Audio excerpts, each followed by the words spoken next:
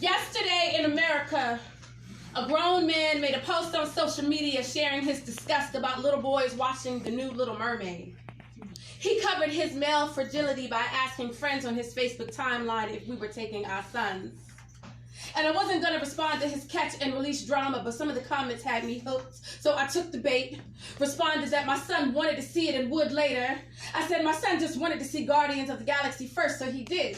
This man said I proved his point. I said no. I said my son wants to see both. He just wanted to see the other more.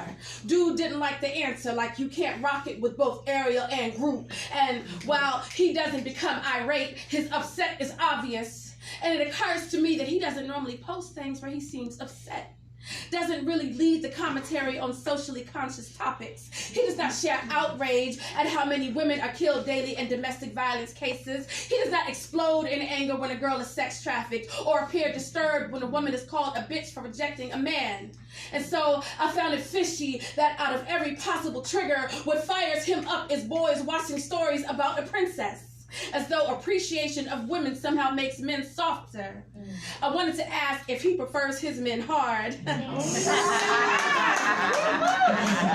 I didn't want to get called a bitch, so I digressed and instead hit a laugh emoji on his final comment to me. He ended it with the word sweetie, so I already knew the misogyny was real. He said to me, it's funny how women be wrong and swag off like they right. Like my differing opinion makes me less and him more. Like his attempt at being a shark was gonna bring the guppy out of me. But what's a shark anyway to a killer whale? And besides, this dude ain't even a merman, he's a mere man. And what's a mere man to a mermaid? Maybe he should watch the movie. Yes.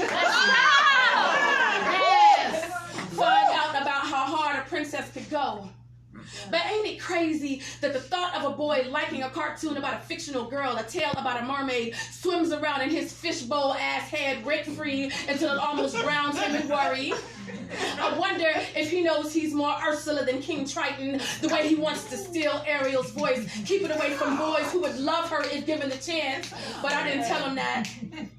Didn't want to compare him to a narcissistic octopus who uses her tentacles to bring darkness into places of light. Instead, I just let his crabby ass off the hook.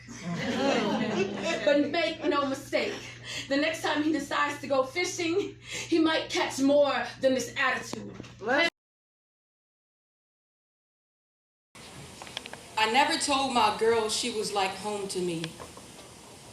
Because home for me was my daddy with an empty bottle of whiskey. You see, he be holding on to Jack Daniels tightly, tighter than he ever held me. And I think it's the blurry vision. Like, maybe he can love himself more if he can see himself different. The vodka got my father feeling temporarily significant, temporarily beautiful. I mean, that's just what that liquor do. I wish life was much more simpler than this. I wish rock, paper, scissors, shoot could settle our differences, but he don't be listening, and I've tried to be patient.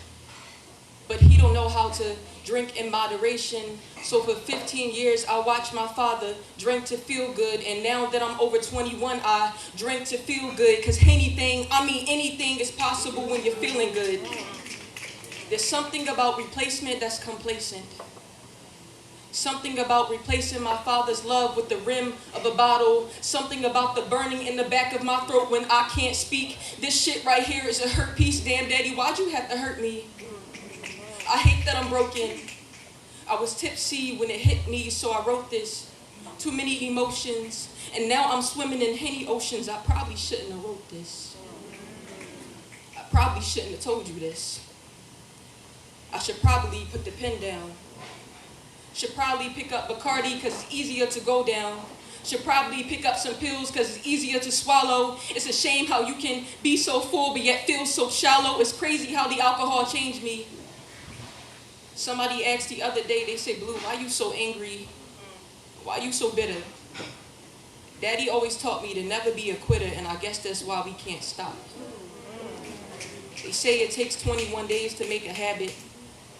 As long as it's accessible, I'll grab it. I didn't mean for it to get this bad, but we never do. I just want to feel beautiful, and that's just what that liquor do.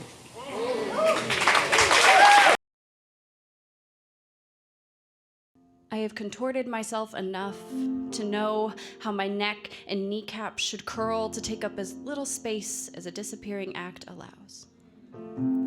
It's somewhere between question mark and whiskey pour spout. And by space, I mean existence. See, taking up space used to equate with being in the way. I know how to avoid mess and remove attention. And by mess, I mean existence. See, it's no crumbs on plate to hide residue from judging eyes because those eyes only saw a flaw. I have learned to quiet, like mime, with helium in my heels and mute in my voice box to remain unheard because the herd always brought chaos, and by herd I mean the existing. So I let closed doors and headphones become my bunker from the bellows and drywall holes, and by bellows I mean their existence. While blankets of unwashed shaking became depression holders and secret keepers that hid my car-keyed forearms and question mark body. And by unwashed shaking, I mean the pitifulness I thought my existence was worth until I almost let it all go. Until I almost let it all go.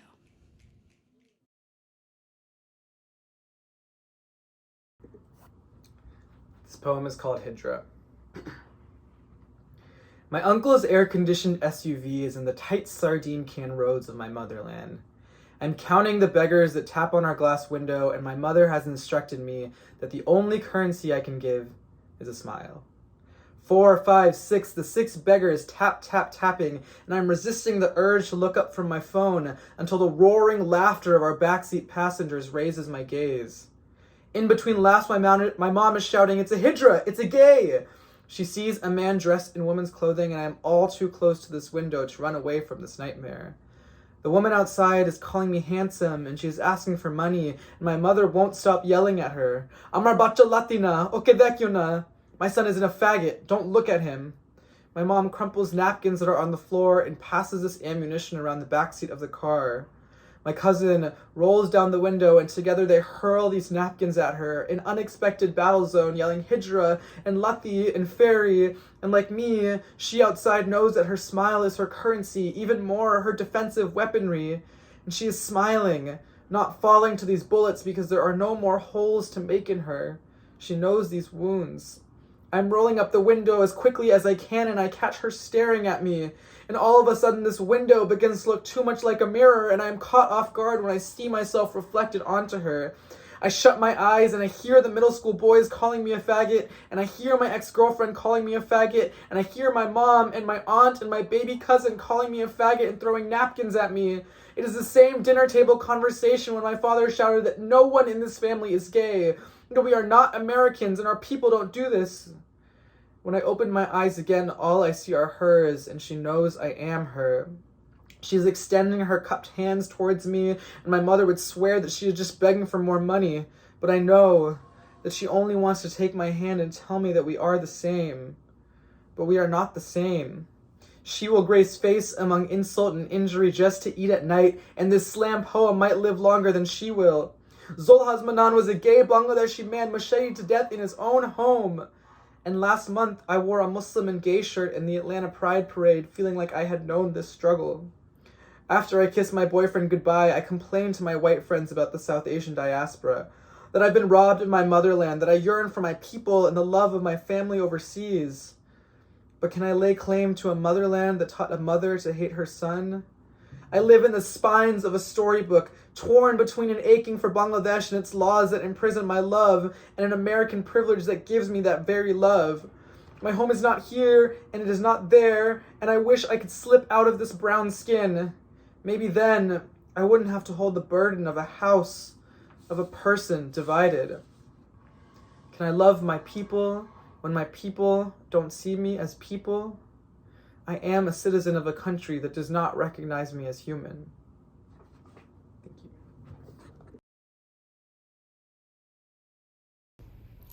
Remember the shutdown? It wasn't just the city. My body, chilled like a temple, emptied of its hymns. My limbs hung limp as vacant swings with the yellow tape ringing around the playground's caution. This hollowness is now all I know to hold. In Italy, neighbors sung across balconies, built harmonies that filled whole blocks. Meanwhile, I could barely talk. I muted myself for a meeting, but the silence stuck so readily, it weighed so heavily, it built a home in me. I sealed the window to my balcony until I couldn't hear even the birds. For 2 years, 2 years, nothing stirred. Regardless of whether we fell sick, this virus pierced us like a shattered rib. It knocked the wind from our lungs, stunned us, voices frozen, faces blank as the marquee outside the movie theater announcing nothing, now playing nothing, this week nothing, and this week nothing, and this weakness calcified inside us, fatigue flowered like a fungus, a network of rotten blossoms blotting our hearts, our guts, our breath. Even the luckiest among us couldn't escape this death fully, couldn't sidestep the way energy leaked from our bodies like air hissing through a hole.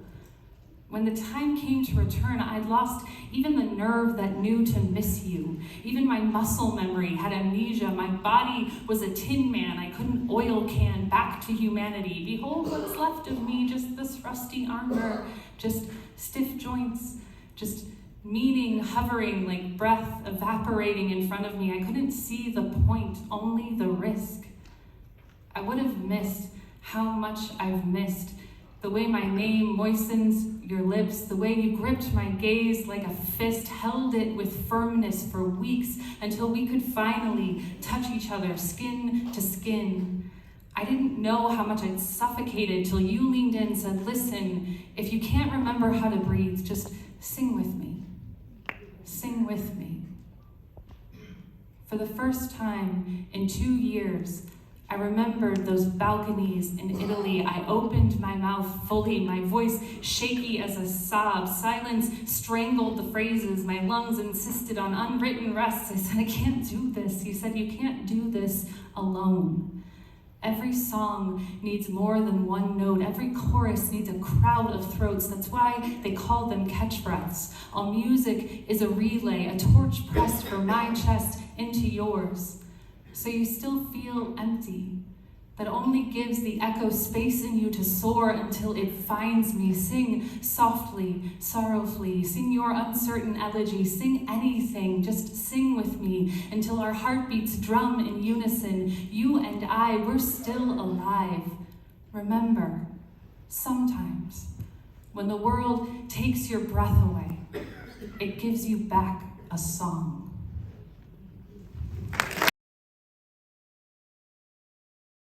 One, 2, 3, 4, 5. I was driving down the street. The flags on this stretch of road are the only thing I can see. And remember that anywhere outside of my room, I am a liability. My shadow, the only companion accompanying me under streetlight sun. As if my darkness can only appear when the light touches me, when the white touches me.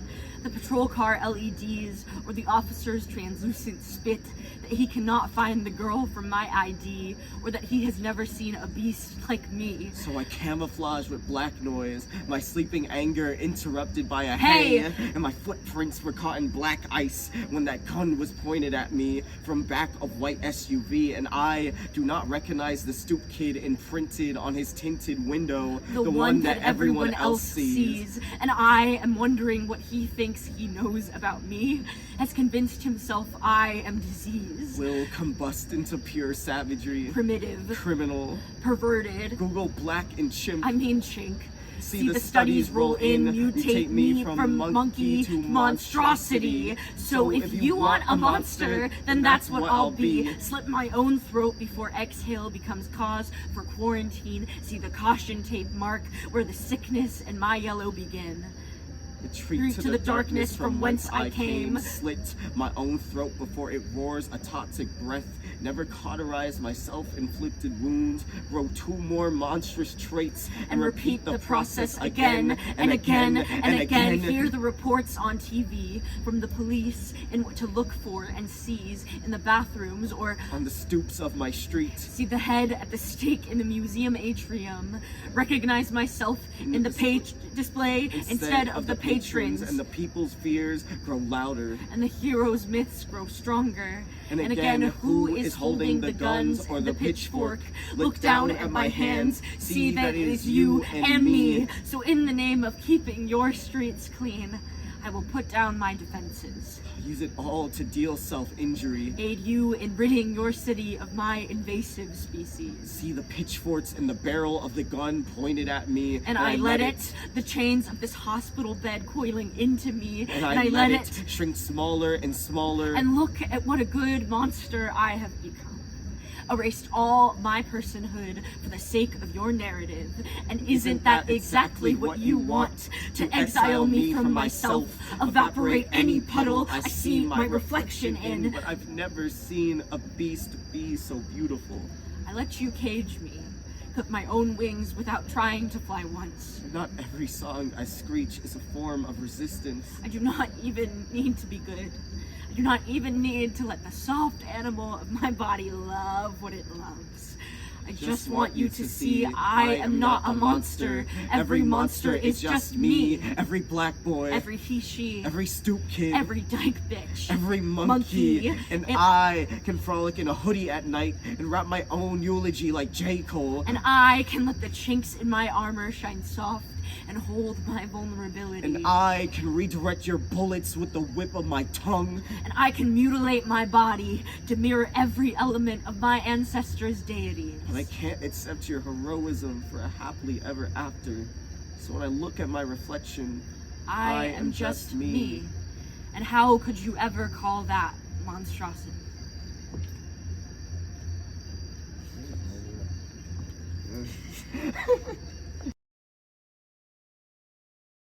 The saying goes, the blood of the covenant is thicker than the water of the womb. All of the different women I've become, and none of them my mother wants to know. I've been girl, sister, friend, therapist, mama, cousin, woman, lawyer, teacher, student, doctor, life coach, woman. I've been woman. I am woman. I've been around. Been becoming something different, been becoming and unbecoming. I unravel, I break, I'm put back together. I can be messy, imperfect, broken, fractured. Did you know I fill out these flaws? Wear them like the forgiveness I've learned to grant myself. Show them off because these here are mine and ain't no judgment here, but that discernment present like the presence of wanting good for me, even when I stand in my own way, because I stand in my own way. I choose you. Like you've chosen me and we family. Break bread by breaking the blight passed down to us or in us. Thank you isn't enough.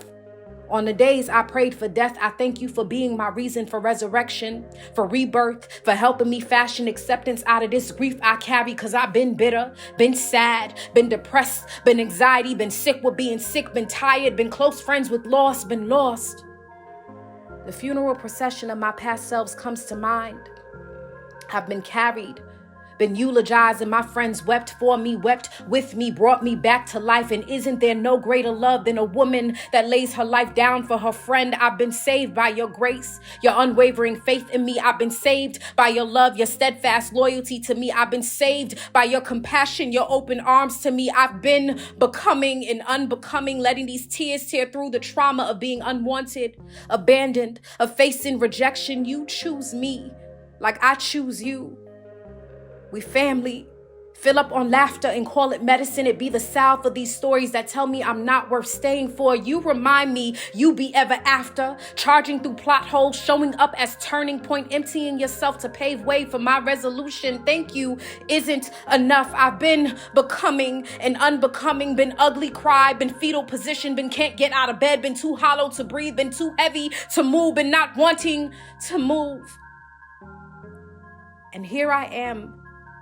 In the glory of all this girl I gather, housing lessons of what it means to be favored. I am favored. Your love transcends all understanding, defies the rules of acceptance. You just are, you just be, and I'm summation of all these women who have carried me, who continue to carry me. Thank you will never be enough. But I sincerely hope this is a good start.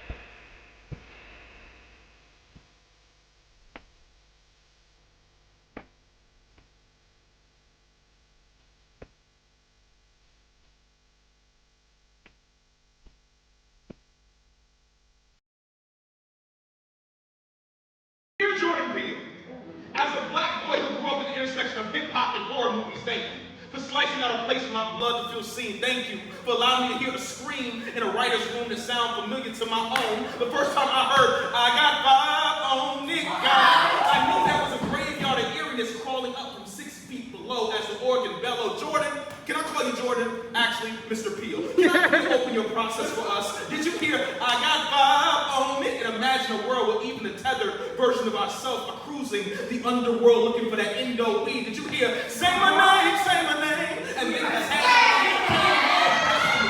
A child who finds excitement in being the man inside the mirror, or just a nigga wishing a nigga would speak. And if they do have the courage, know there will be repercussions, or maybe they just gonna meet the reaper. Jordan, I know this is a poem that's an ode, a celebration of black hands taking this pumpkin slice of an industry and carving a jack-o'-lantern out of it. But can this poem also become a pitch for a new film idea that has never been seen, but yet a process that is familiar to your own? In this film, let's take the song Get Buck by Cashville's finest, Mr. Tenneke, if you're nasty, Young Buck. Scene 1 starts with an image of white men in a room all white, where the only color is us, the audience, watching this from a screen. And y'all know that type of whiteness, scratch that. Make it an image of our founding fathers. Because what ain't more terrifying about American history more than the birth of it? Scene 2. Pick one of the founding fathers. For the purpose of this film, let's say Thomas Jefferson, and place him at one of the blackest HBCUs you can think of. I'm talking Tennessee State, y'all. I'm talking Virginia Union, y'all. I'm talking North Carolina A&T, y'all. I'm talking Norfolk State, and place Thomas Jefferson in all his founding father fuckery there at this particular school during homecoming. Cut that. Actually, let's put him in the front row of the Greek step show. And side note, is anyone scared in the room? I'll keep going. Scene 2.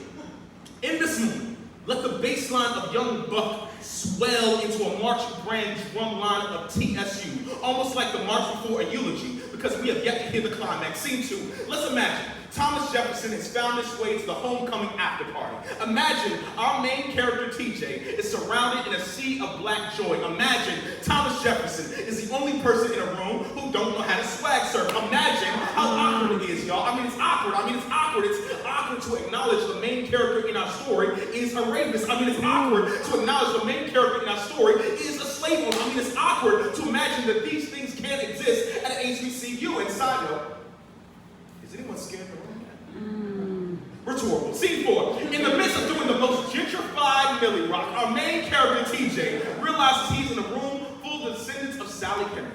He's in a room full of descendants of the women he has raped. He's in a room full of people who don't know the extent of his secrets, or maybe they do. And in this moment, the room will go silent.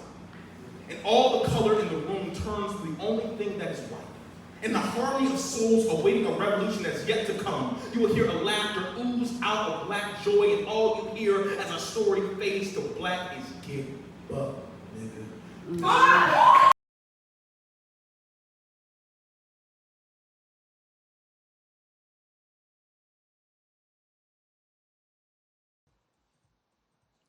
Yo, what's up, y'all? My name's Rashad Wright. I've never been wrong.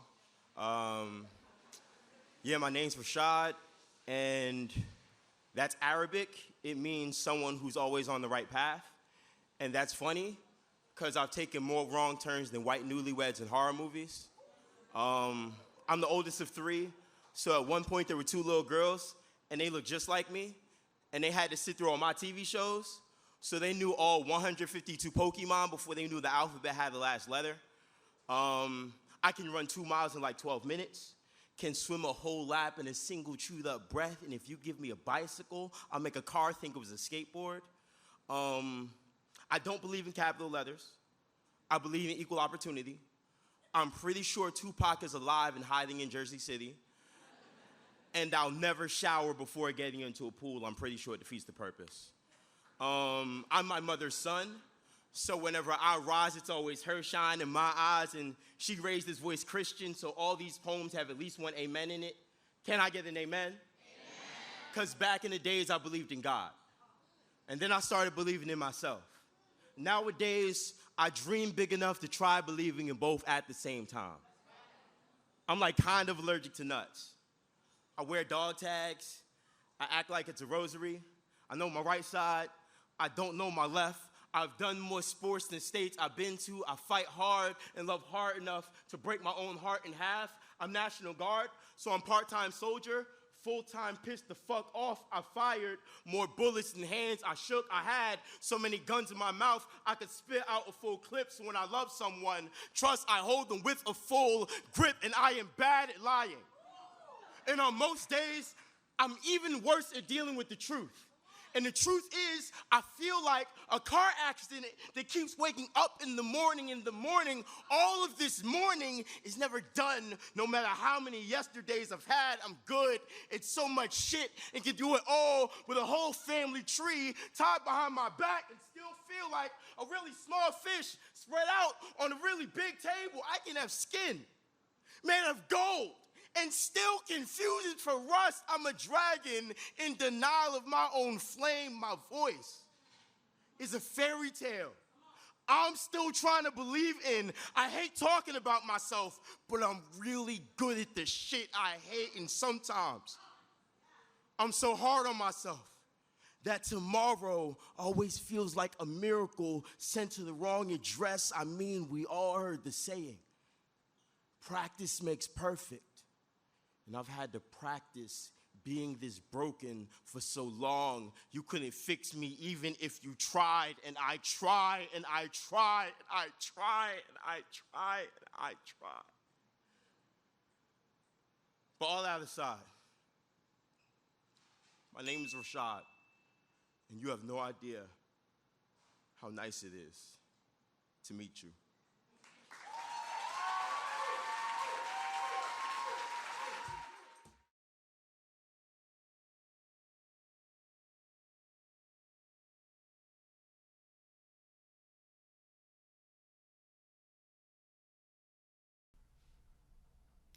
Ode to what's between my legs. You never bleed with the moon. Never a life-bearer linked in enigmatic orbit with your sisters, no. There's nothing cosmic about you.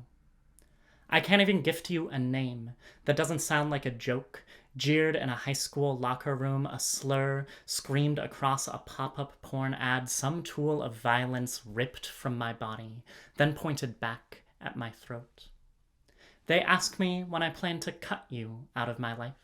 Hope for some slab of slaughter torn inside out, allegedly rendered incapable of the violence they'd expect from girls like us.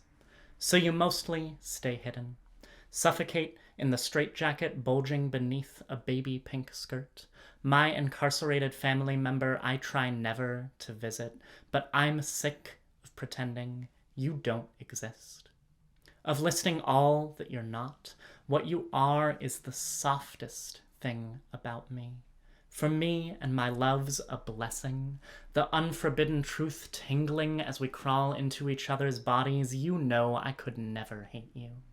I've no choice but to cherish each morning when we waltz together in the mirror, faint in unison for the same song sung in the reflection, a goddess gleaming through the darkness, finally the girl of my dreams, never in spite, but because of you.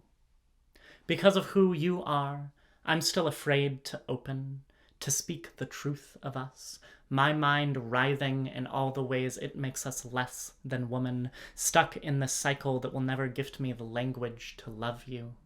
I mean words which erase you from the punchline, instead rewritten as two open palms waiting to catch me when I fall for the truth of my own beauty. Words which demand you are never the weapon, only the medicine which mends our memories of misplaced girlhood.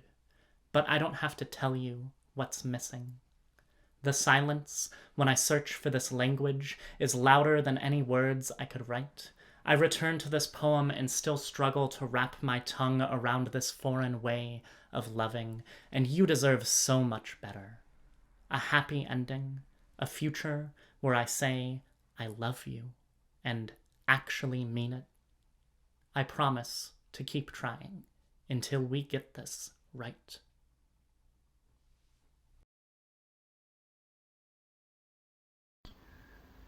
There is nothing that can satiate a man's hunger, I promise you. A man's thirst is that of a battlefield after war still craving blood. Trust me, I'm telling you the truth. I come from a long line of women who tasted their own blood by a man's will. A long line of women who survived on their own flesh by a man's will. 1. My father beat my mother to the breast. My brother would tell me the stories of how she would squeal at his wrath like stranded prey at the mercy of a beast. My brother told me he would try hide, but my father's footsteps would send darkness running, bare-boned into the night. I too witnessed the stories. Once, after having been beaten breathless, my mother resurrected from their room, her face darker than sin, crying louder than the belt that made her body weep. After marrying my father, her mouth became an open field with gates. Because what's a marriage if a man isn't telling you to shut the fuck up, you stupid brainless bird. Shut the fuck up. Become subservient. Shrink. You can say anything you want, but it doesn't leave your polluted mouth, you dumb fucking bird. 2.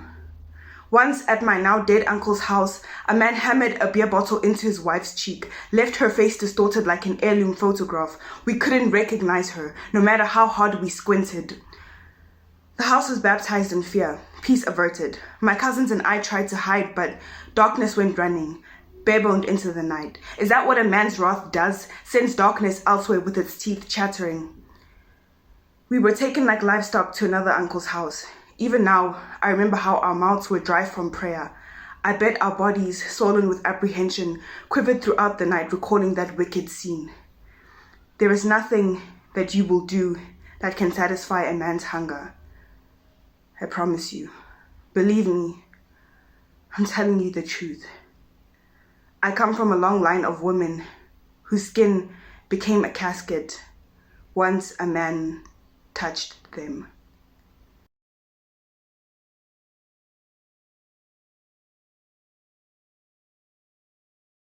It's unfortunate, living in a kingdom with a generation that is afraid to age. It's not our fault. Our rulers believe that every wrinkle gained is a beauty mark lost, so we are encouraged to not look the part. It's kind of scary, watching the newly bled girls walking into apothecaries that carry everything they need for the adjustments of their dreams. They'd spend more than what they have to purchase potions, elixirs, creams from nobles and merchants who convince them they don't have pristine skin, so that they can fill their carts again and again without giving a shit about the emotional tax that it comes with one day. I spoke my feelings in the middle of the town square and challenged those who found flaws in getting older. The queen accused me of poisoning minds, so she declared me the castle's joker. She said I must face my fate or be a face that changed. I refused, so I met her eyes and said, "Your Majesty, I can't wait to live half a century. Can't wait to be 50. I didn't think I'd make it past 15, so if my worry lines are marks of my victory, then I'll wear them with honor. May the hollows and hills of my face mark all the paths of which I trekked. I'll wear them as armor. If the freckles that lay upon my cheeks and chest remind you of my days in the sun, then may they darken with every step into the light. May my crow's feet continue to surround my eyes and my tears sink into the depths of its claws. If the veins upon my loose-skinned hands hold all memory of my hand-to-hand combats with the thoughts that almost took me to God, then I don't want them skin tight. Let my cuts and bruises show you my adventure, my falls, my healing, my moments of motion. Let my stretch marks be a tally of my completions of Earth's orbits. My gray hairs will be my medals. Of every race ran toward the finish line, it is my crown, and only those who are not afraid of the elegance that comes with age earn it. Your Highness, in the eyes of the king's court, if I am a fool for thinking this way, then I proudly wear the jester's hat. Sincerely, Sparrow.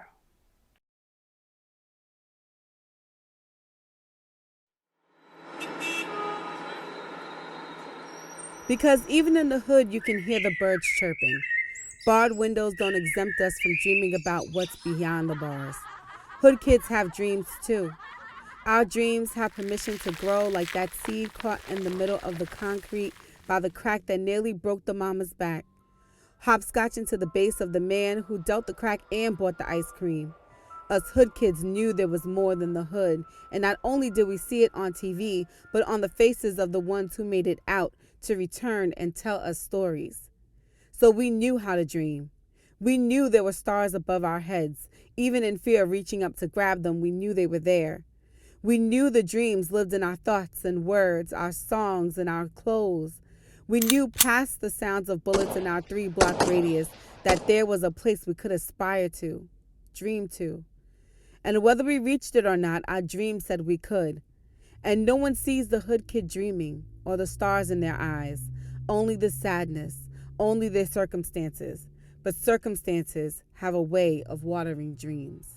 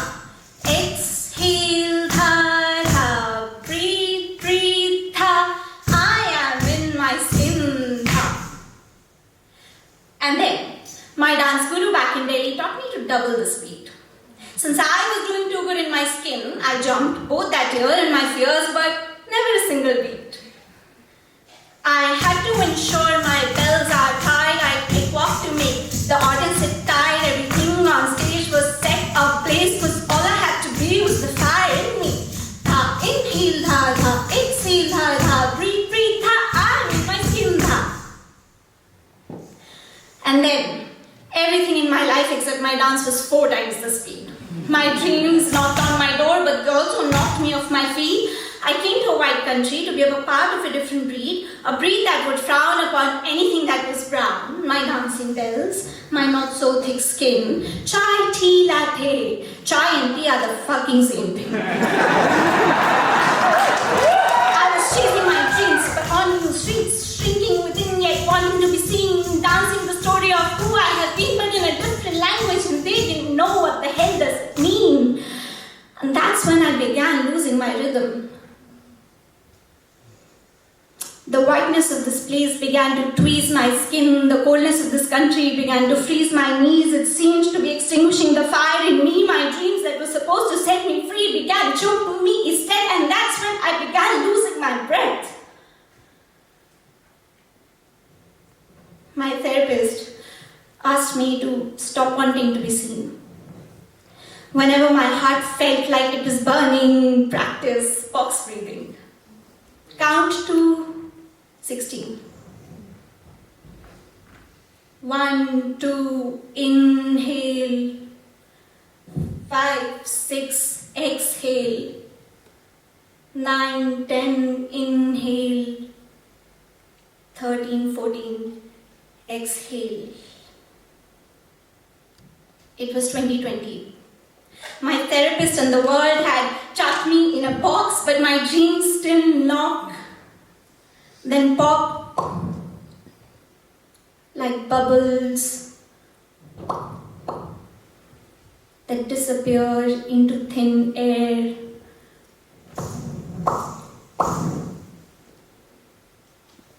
But I can still hear some quiet beats